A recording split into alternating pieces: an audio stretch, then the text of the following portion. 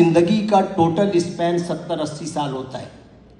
बकौल जॉन एलिया के कि हम बेहतरीन, अमीर तरीन, खूबसूरत तरीन और ज़हीन तरीन होने के बावजूद हमारा अलमिया यह है कि हम एक दिन मर जाएंगे।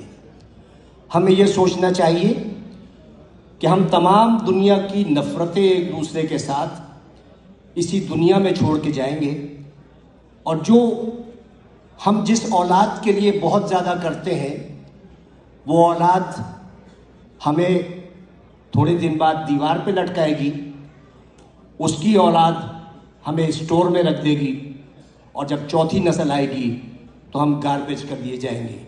हमारी दुनिया में इतनी हकीकत है और इतनी हैसियत है, मैं दावे से कहता हूँ कि इस महफिल में बैठे हुए 10% लोगों को भी अपने दादा की शक्ल या परदादा का नाम याद नहीं होगा। यही कुछ हमारे साथ भी होगा।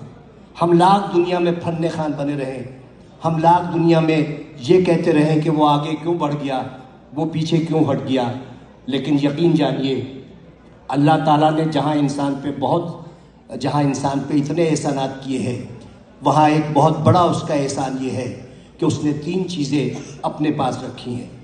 वो चीज़ें ये हैं कि मैं जिसे चाहे इज़्ज़त दूँ, जिसे चाहे ज़िल्लत दूँ, मैं जिसे चाहे ज़िंदगी दूँ, जिसे चाहे मौत दूँ, और मैं जिसे चाहे रिस्क दूँ और जिसे चाहे मुफलिसी दूँ। अब आप सोचें कि अगर इज़्ज़त देना मेरे जैसे किसी छिछोरे आदमी के हाथ में होता तो इज़्ज़तदार सिर्फ मैं होता और आप सबकी बेइज्जती होती।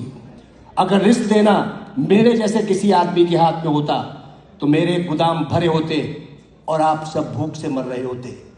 अगर इसी तरह ज़िंदगी या मौत मेरे हाथ में होती तो सिर्फ दुनिया की आबादी एक शख्स की होती, क्योंकि मैं सबको मौत से हमकिनार कर देता।